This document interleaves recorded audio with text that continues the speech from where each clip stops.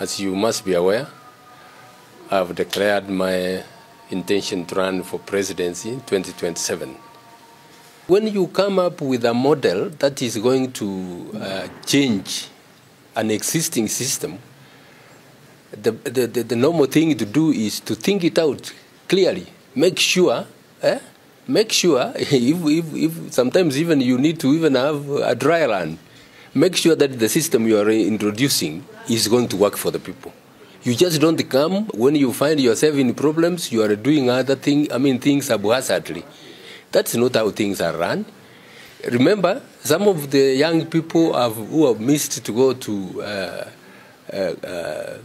class in their studies, they are going to lose several years. They are going to lose years. Some of them might even drop out, and that's catastrophe. So you can see it is because we shouted, we said, look, what is the government doing? Now the government is coming back and saying, look, we will do this, we will do this, we will do this. The government is not supposed to be prompted, it's supposed to know what it's supposed to do.